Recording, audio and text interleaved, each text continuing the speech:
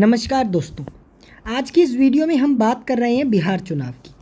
बिहार चुनाव बहुत अधिक महत्वपूर्ण है क्योंकि इन दिनों बिहार के अंदर जहां एनडीए में सब कुछ ठीक नहीं चलता, वहां इन दिनों आरजेडी में भी सब कुछ ठीक नहीं चल रहा। बता दें कि आरजेडी में तेजस्वी यादव और तेज प्रताप यादव के बीच अब लड़ाई तेज हो गई है। जी हाँ दोस्तों, तेज प्रताप यादव और अनुष्का का विवाद अब पहली बार राबड़ी देवी के सामने आ गया। और दोस्तों आपको बता दें कि तेजस्वी यादव के बेटे तेज प्रताप यादव ने ये तक कह दिया कि मेरी भूमिका कोई दल या परिवार तय नहीं करेगा, चक्रव्यूह तोड़ूंगा, मेरी भूमिका सुप्रीम कोर्ट तय करेगा। जी हाँ दोस्तों, आपको बता दें कि तेज प्रताप यादव के इस बयान के बाद अब बिहार के अंदर हलचल बढ़ गई है। क्या आप दोस्तों तेजस्वी यादव की पार्टी आरजेडी को बिहार चुनाव से पहले बड़ा झटका लग सकता है? क्या तेजू भैया नई पार्टी बनाएंगे या फिर आरजेडी को तोड़कर ही आरजेडी में सेंध लगाएंगे? जी हाँ दोस्तों, अगर ऐसा होता है तो बीजेपी के लिए ये बहुत बड़ी खबर हो सकती है। लेकिन जो ये सर्वे हम आपके लिए लेकर आए हैं, इस सर्वे के अंदर दोस्तों एक बात तो स्पष्ट है कि बिहार चुनाव का ये सर्वे है और ये चुनाव आरजेडी कांग्रेस को मिलाकर किया गया सर्वे है। आज की इस वीडियो में हम संपूर्ण सर्वे की बात आपको बताएंगे। बस वीडियो को लाइक, चैनल को सब्सक्राइब आप कर दें। चलिए अब जल्दी से हम जान लेते हैं सर्वे। दोस्तों सबसे पहली जो सीट हमारे सामने निकल कर आई है जिसका नाम है अररिया जिला, और दोस्तों इसमें 6 सीटें हैं। 4 सीट इंडिया गठबंधन, 2 सीट एनडीए गठबंधन। वहीं हम बात अरवल की करें, अरवल के अंदर 2 विधानसभा की सीटें हैं। 2 की 2 सीटें दोस्तों इंडिया गठबंधन हासिल कर सकता है, एनडीए अन्य का खाता नहीं खुलने वाला। वहीं अगर हम बात औरंगाबाद की 4 सीटों की करें, औरंगाबाद की 4 में से 4 6 में से 4 सीटें इंडिया गठबंधन, तो वहीं 2 सीटों पर एनडीए के खाते में जीत जा सकती है। वहीं अगर हम बात करते हैं बांका जिले की, बांका जिला जिसमें दोस्तों 3 सीटों पर इंडिया गठबंधन जीत हासिल करेगा तो 2 पर एनडीए गठबंधन भी जीत हासिल कर सकता है। अगर हम बात बेगूसराय की करें, बेगूसराय में 7 सीटें हैं जिसमें 5 पर इंडिया गठबंधन, 2 पर एनडीए गठबंधन जीत हासिल कर सकता है। अगर हम बात भागलपुर की करें, भागलपुर ज़िले के अंदर दोस्तों 7 सीटें हैं जिसमें 3 सीटों पर इंडिया गठबंधन, 4 सीटों पर एनडीए गठबंधन जीत हासिल कर सकता है। अगर हम बात अगले ज़िले की करें, अगला ज़िला हमारे सामने निकल कर आ रहा है भोजपुर जिला, जिसमें 7 सीटें हैं। 7 में से 2 सीटों पर इंडिया गठबंधन, 4 सीटों पर एनडीए गठबंधन जीत हासिल कर रहा है। अगर हम बात बक्सर जिले की 4 सीटों की करें, 2 सीटें इंडिया गठबंधन के खाते के अंदर जा रही है, 1 सीट एनडीए गठबंधन के खाते में, तो 1 सीट अन्य के खाते में जा रही है। वहीं अगर हम बात दरभंगा जिले की 6 सीटों की करें तो 2 सीटें इंडिया गठबंधन, 4 सीटें एनडीए गठबंधन के खाते में जा रही है। वहीं दोस्तों हम बात पूर्वी चंपारण की 12 सीटों की करें तो 5 सीटों पर इंडिया गठबंधन के खाते में, 7 सीटों पर एनडीए गठबंधन के खाते में और 0 सीट दोस्तों अन्य के खाते में जा सकती है। वहीं अगर हम बात गया जिले की 10 सीटों की करें तो दोस्तों 7 सीटों के करीब इंडिया गठबंधन के खाते में जीत जा सकती है, 3 सीटों के करीब एनडीए के खाते में जीत जा सकती है।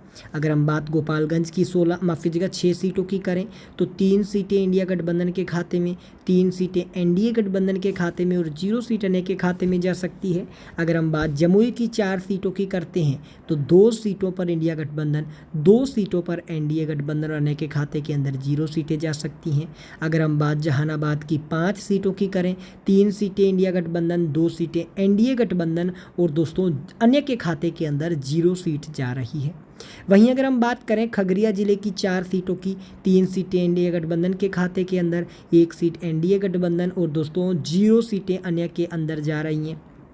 अगर दोस्तों हम बात किशनगंज की करें, किशनगंज ज़िले में 4 सीटें आती हैं, 2 सीटों पर इंडिया गठबंधन, 2 सीटों पर एनडीए गठबंधन, अन्य के खाते में 0 सीट जा रही है। अगर हम बात कैमूर की 3 सीटों की करें तो दोस्तों 2 सीटों पर इंडिया गठबंधन के खाते के अंदर जीत जा रही है, 1 सीट एनडीए, 0 सीट अन्य के अंदर जाने की संभावना है। अगर हम बात करते हैं दोस्तों कटिहार की 7 सीटों की तो 3 सीटों पर इंडिया गठबंधन, 4 सीटों पर एनडीए गठबंधन और अन्य के खाते के अंदर जा रही है दोस्तों 0 सीटें। वहीं अगर हम बात करते हैं लखीसराय की 2 सीटों की तो दोस्तों दोनों की दोनों सीटें इंडिया गठबंधन के खाते में जा रही हैं, 0 सीटें अन्य के अंदर जा रही हैं और अन्य के खाते में भी 0 सीट जा रही है। अगर हम बात करते हैं दोस्तों मधुबनी की 10 सीटों की, मधुबनी में 10 में से दोस्तों 8 सीटों पर इंडिया गठबंधन तो 2 सीट दोस्तों यहाँ पर एनडीए गठबंधन के खाते में जा रही है। अगर हम बात अगले ज़िले मुंगेर की 3 सीटों की करें तो मुंगेर की तीन सीटें दोस्तों इंडिया गठबंधन हासिल करने में कामयाब हासिल हो रहा है। अगर हम बात अगले ज़िले मधेपुरा की करते हैं तो 4 सीटें हैं, जिसमें 2 सीटें इंडिया गठबंधन, 2 सीटें एनडीए गठबंधन के खाते में जाने की संभावना है। मुजफ्फरपुर की 11 सीटों की बात करें तो दोस्तों 5 सीटों पर जहां इंडिया गठबंधन तो 6 सीटों पर एनडीए गठबंधन के खाते में जीत जा रही है। नालंदा की बात करें 7 सीटें हैं, 3 पर इंडिया गठबंधन तो 4 पर एनडीए गठबंधन जीत रहा है।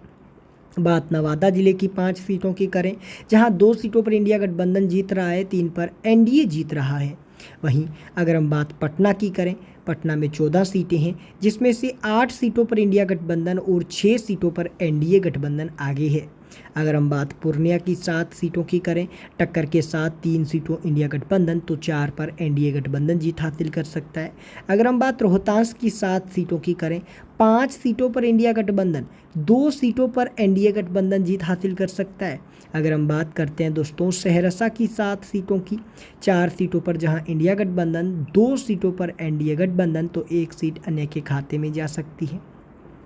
अगर समस्तीपुर की 10 सीटों की बात करें, 8 सीटों पर इंडिया गठबंधन, 2 सीटों पर एनडीए गठबंधन जीत हासिल कर सकता है। वहीं शिवहर की 1 सीट की करें बात तो दोस्तों ये जो सीट है वो इंडिया गठबंधन के खाते के अंदर जाने की संभावना है।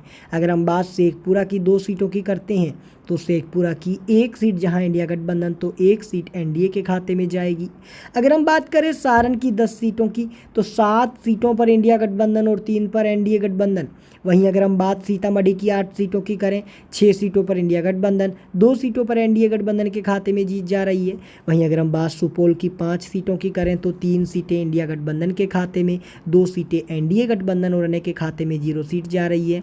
वहीं दोस्तों अगर हम बात सीवान जिले की 8 सीटों की करें, 5 सीटें इंडिया गठबंधन, 3 सीट एनडीए गठबंधन। वहीं बात वैशाली की 8 सीटों की करें, 5 इंडिया गठबंधन, 3 एनडीए गठबंधन। वहीं दोस्तों हम अंतिम पश्चिमी चंपारण की 9 सीटों की बात करें, 5 सीटों पर इंडिया गठबंधन तो 4 पर एनडीए गठबंधन। यानी कि दोस्तों हमने अब कुल मिलाकर सभी की सभी 243 सीटों की बिहार की बात कर ली है। सभी 243 सीटों वाले बिहार में 143 के करीब इंडिया गठबंधन सीट हासिल कर सकता है, 97 के करीब एनडीए गठबंधन सीट हासिल कर सकता है, 3 सीटों के करीब अन्य के खाते के अंदर जीत जा सकती है।